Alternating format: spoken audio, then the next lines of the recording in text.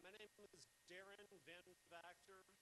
I'm chairman of the Pendennis Billiards Committee, and I would like to thank everyone, our Pendennis members, guests, and players in the USBA three-cushion tournament that we're hosting this week, and for coming down tonight for what should be a great start to the weekend and should be a really fun night.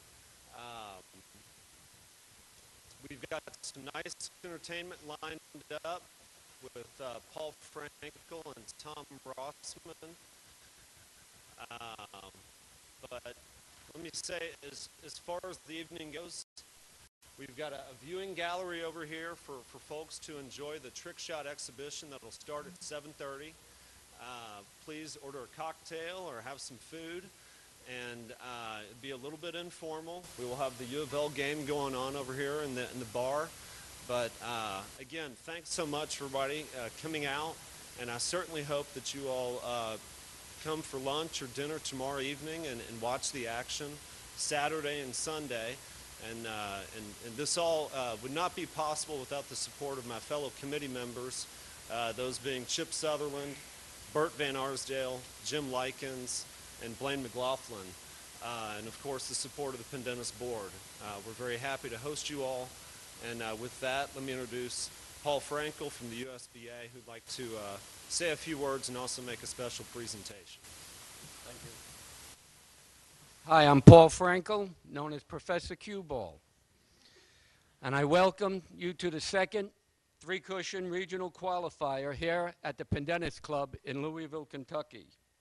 I'm very excited to hold the regional qualifiers and give the opportunity for 4 players to go to the Nationals at Tacoma, Washington at the Elks Club.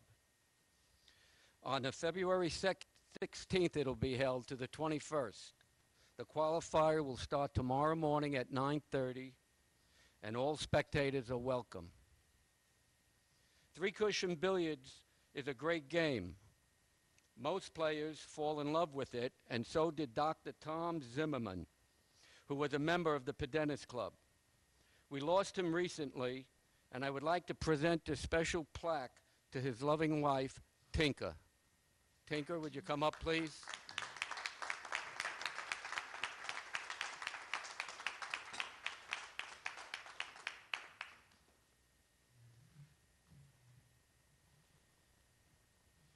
We hereby dedicate this USBA qualifier to Dr. Tom Zimmerman in acknowledgement and appreciation of your husband's special dedication and passionate support of three-cushion billiards, held here at the Pendennis Club in Louisville, Kentucky, January 22nd, 24th, 2010. Thank you, Paul, and thank you from the USBA. Last year at this time, I made my debut as a three-cushion billiards player in the tournament, and it was my first and last appearance, I'm afraid.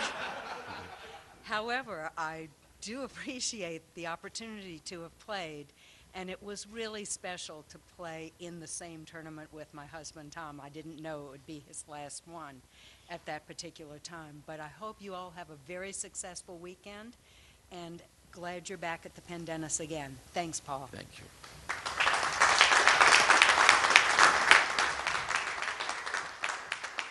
At this time, I would like to introduce the future president of the USBA, Dennis Diekman.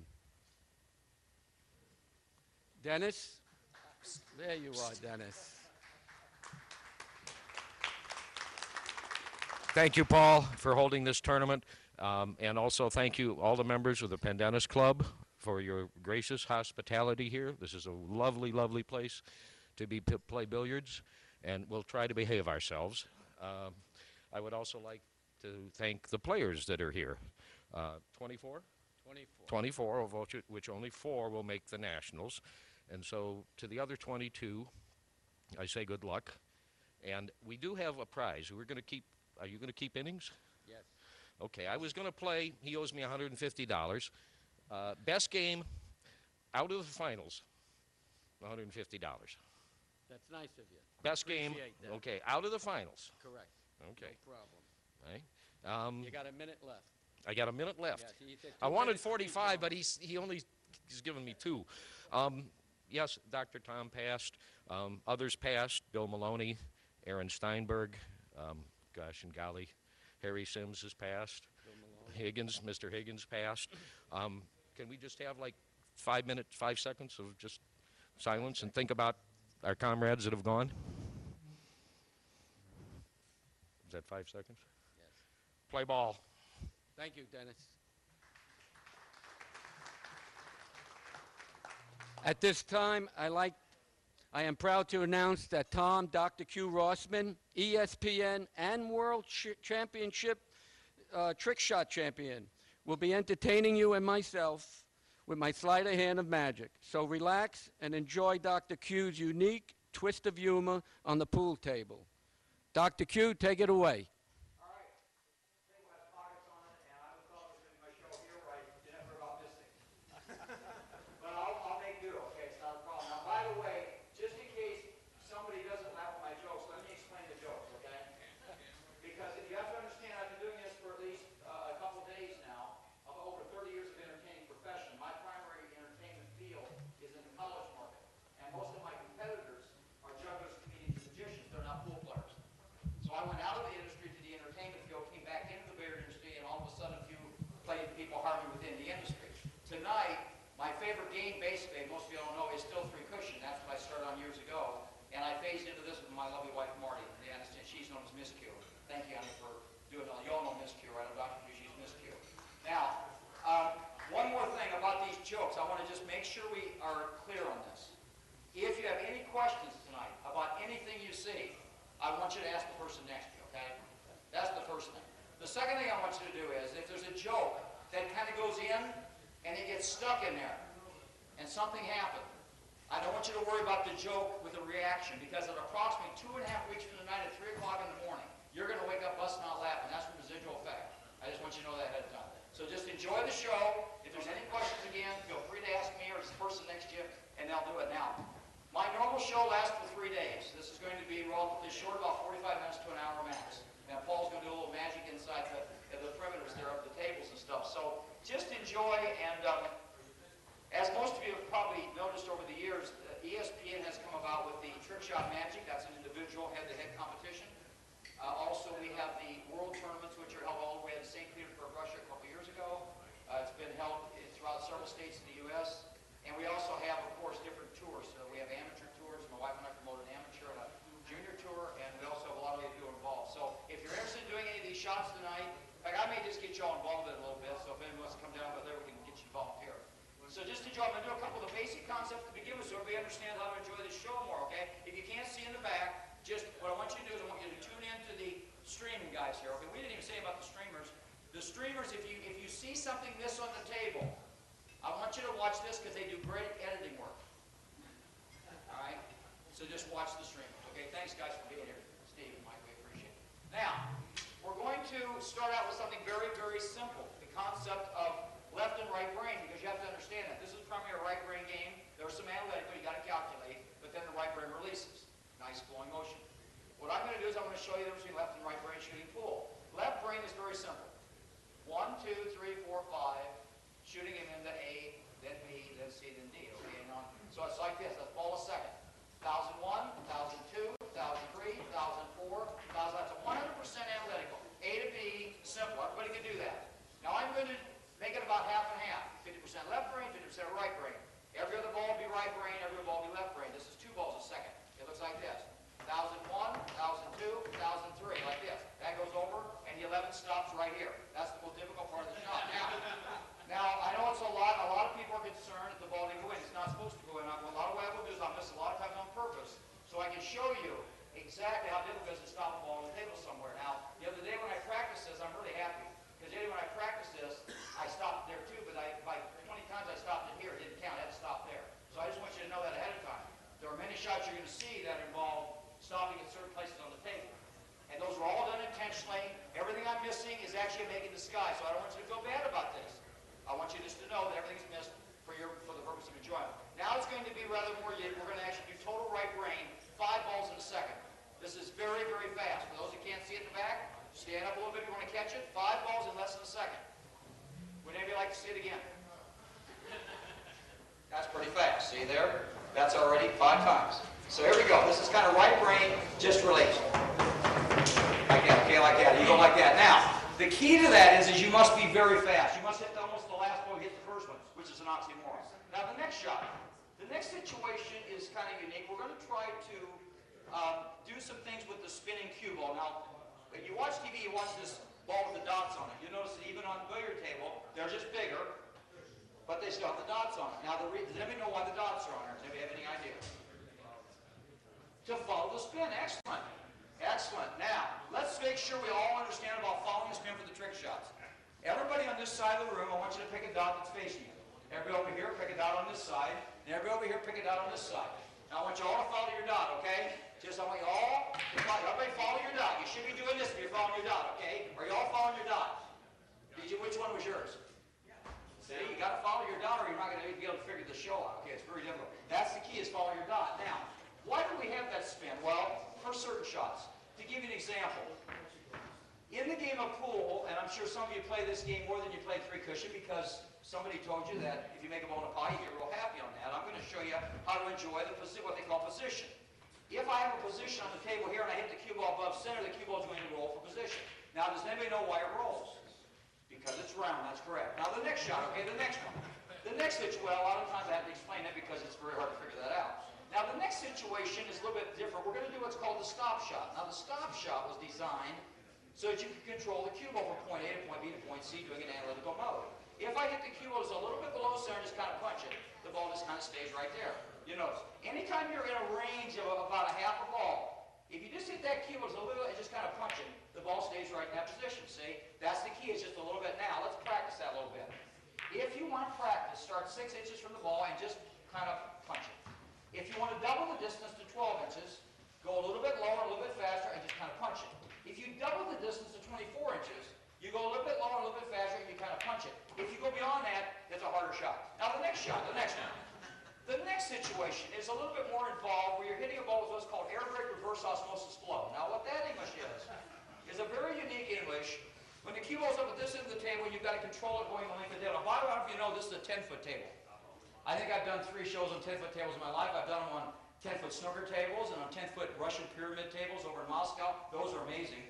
The pockets are actually smaller than this, and they're reverse cuts, so it's almost impossible to make a ball, and I don't. So what we're going to do, I don't want to waste my time making them wins because people pass out if you get all the shots. Now, the key here is watch the air brake reverse pop on this. Watch this cue ball. You see how nice it's called a what? No, a scratch. Very good, sir. Okay, very good. Now, some people are not familiar with it. Now, let me explain what the scratch means just so we know that I don't want you to be sad about the scratch either. If I hit a ball and I hit it like this, that's imperfect. If I hit it here, it's imperfect. If I hit it perfect, it's perfect. You scratch. See? Now, another thing. Just know that when you scratch also, you get to rest, which is very important in life, to rest. Now, let's go down here. And let's do this again so that you don't have to worry about that shot. Let's do another one. Watch this cue ball. Awesome. See there? Cue ball just kind of... Oh, that was good. You see it? You see the cue ball with a good trick. Okay, now next. Next situation. Steve Miserek. Some of you probably heard of Steve Miserek. He was a pretty neat guy. One of the greatest straight pool players. Well, and he taught me this shot back in 1972 when I was working for Brunswick. He was doing this shot. Some of you have seen this. You hit the 10, you hit the cue ball into the 2 ball, goes over, hits the 13, you get position on the 6. You've all seen that shot. But let's assume that, well, most of you haven't, well, maybe you haven't seen it. Let me do it again and make sure you've seen it, okay? It's just like if you hit the ball like that, ball goes over, comes over, well, I didn't mean to make, I apologize, I didn't really mean to make that. Can I do that over? I was trying to miss it. Okay, just pretend I missed it. Now, people are saying, well, how do you really practice making that ball like that, go like that? Well, Steve taught me how to do this. This is how you practice one. You start out by hitting it thin and watch what it does. See, that's too thin. So if it's too thin, the next time you have to do what? You have to hit it fuller. That's right. So you hit it fuller. And then if you hit it too full, you have to hit it thinner. That's right. So you go back and forth. Now, eventually, after 3 hours of going thicker, thinner, thicker, thinner, thicker, thinner, I mean, you pass out. So what you're going to probably wonder is, well, how do I guarantee making the 9 ball? Well, that's simple. All you do is start with the 9 ball over here. If you start with the 9 ball over here, you got a better chance of making it. Just go like that. Hit like ball goes over like that, goes across, and you get position on the 6. Everybody understand how that works? That was position. Well, I can already make it. You already saw me make it. I don't want to do things twice because then you get bored. Okay, now the next situation. Oh, of course. Now the next one. We're now going to show you how to draw a ball. I love drawing a ball. And in order to draw the ball properly, we're going to use the right kind of cue stick. This is what we call the pencil stick. Now, the pencil stick was designed several years ago with a real eraser. Would you represent a real eraser, sir? Yes, real eraser. Thank you. That would be $25, please. Now, he was why the eraser? Well, he Michigan eraser. Now, what we're going to do is we're going to explain another joke, because that obviously was a failure. Now, what we're going to do, just like this, where we're going to explain the draw. You simply accelerate through the ball, and the ball comes back over like this, right? You all understand that. Let's assume you want to make it. If you want to make it, then you would go like this. This is a little bit easier way technique. There's a lot of other ways to make the ball. So let's just assume that, oh, now somebody thought I cheated there, right? I don't know. But see, that's not cheating. It's called a show. It's called entertainment. But let's assume that you're playing in a tournament. I'm going to show you several ways to use your cue stick properly. Most people spend $50, $100, $500. I saw a cue in Las Vegas. It was unbelievable. $125,000 cue stick called the Intimidator. It had like special inlays, diamond chips, ruby chips, emerald chips, computer chips, and potato chips coming in Pringles can. You couldn't eat one of those oven-baked Olean, super Twinkie-filled cream Twinkie tips. You know, the oven-baked layered ones, you all know what I'm talking about. So, the key to this is that if you're going to pay all that money for a cue, you've got to learn to use your cue, a whole cue, nothing but a cue, especially if you're going to be a lawyer. So what we're going to do, we're going to go down like this. We're going to show you 4 ways to use your cue stick illegally unless you're doing a show. First, we're going to use what's called bottom stick English. Next one, okay? The next one. The next English is like this. This is called backward stick English. The next English, okay? This is what we call bank stick English. That's called gravity. Perfect. Next, okay? The next one, this is called bank stick English, where it doesn't go off the table. Different version of the shot, just like this. Okay, then we also have this one, which is my favorite one. Jimmy Karras was an awesome player years ago, one of those famous pros from the 60s and 70s, and he used to do these little push shots, very simple little push shots. Everybody can make these shots. Simple shots, you put the ball, you push on your balls, very simple concept. You get balls like this, you want to make the 2 solids without the stripe. And by the way, just in case you're not familiar with what to pick when you're playing 8-ball solids or stripes, you always want to take solids because they're all solid. Okay, good. Now, we're going to go like that. We're going to make the 2 solids out the stripe, something like that. See how easy that works? It's like that. Should go over like that, should go there, that should stop right there. Now the next one. The next situation. Let's say you want to see this actually go in. Okay, you want to see it go in, it would look like this. Okay, there's how you actually make the shot. Now the next shot is where you make the ball in the middle. Spin the ball with the ball in the middle this time. And the next one is where you put a ball in this diamond, spin it like this, the ball goes across like this, goes over like this, slows down, gets right over there, hits the rail, and comes out perfect every time. Now the next shot. The next situation is a little more complicated. 2 balls here, 6 here, play to 6, just like this. Awesome. Here's another one, 2 ball, awesome. And here's one more, which is my favorite one. I learned this years ago, side stick English. Now the next shot, okay, the next one. This is a good way to play if you're playing by yourself. This is the best way to play, especially if you don't want to walk around this big table. Stay on one end, play to 6 on the side, awesome shot. This is a great way to play the game. Side stick English, you all know about that, right? Let's make sure we got it. 6 on the side. See, this is an easy way to play. So start doing this and you'll be playing by yourself more. Now the next one. The next situation is even better. I need a helper. Is there ever been a club that plays a little bit of pool? Anybody else? No, anybody want to help real quick? I'm not going to embarrass you. Sir, you play back here? You don't? Well, let's start over. This is the pool table. I like to start over ground roots here, okay? Anybody want to help? You want to help? Come on up. Come on up here, sir. This is going to be awesome. Come on up here. Now, this is going to be awesome. Come on down, sir. Do I get a drink? Yes, you may. What is your name? I'm Hunter. That's correct. Now, Hunter, what I'd like to have you do, people have asked me how I know names, ESPN. Yeah. You sure you want to help, Hunter? Absolutely. Take the cue. Yes, sir. Let me have it back. Thanks for helping. Okay, come here, Hunter. You're not going anywhere. I guess. Okay, you're not ready. Now, you stand behind the yellow line. Okay, what we're going to do, we're going to do a couple amazing shots. See, first of all, we need to know if the spot's right. Put a ball here. Put a ball here, sidearm it. That judge hit the spots right. It goes over there, and 6 goes to that side. Hunter, you're going to hit this and make actually 6 balls in one shot. All right. Have you ever made 6 balls in one shot? No. Neither of us will do it together. It'll be awesome. Now, here we go. Now, Hunter, this is going to be unbelievable. Now, listen, after we get this finished, they're going to want autographs. Okay, Hunter, so we'll have a table set up for the autographs. A lot of pretty ladies in the crowd. Yeah, I know that. They'll want your autograph. Okay, now, Hunter, this is going to be unbelievable what you're going to do for this audience. One of the most amazing things in pool is to do these amazing setup shots. And it's going to be a little tricky. You have to do this without blinking. Now, I don't know if you ever tried to blink without closing your eyes. It's very difficult. If anybody wants to try that right now, go ahead while we're setting this up. Okay, Hunter, this is going to be dynamic. All right.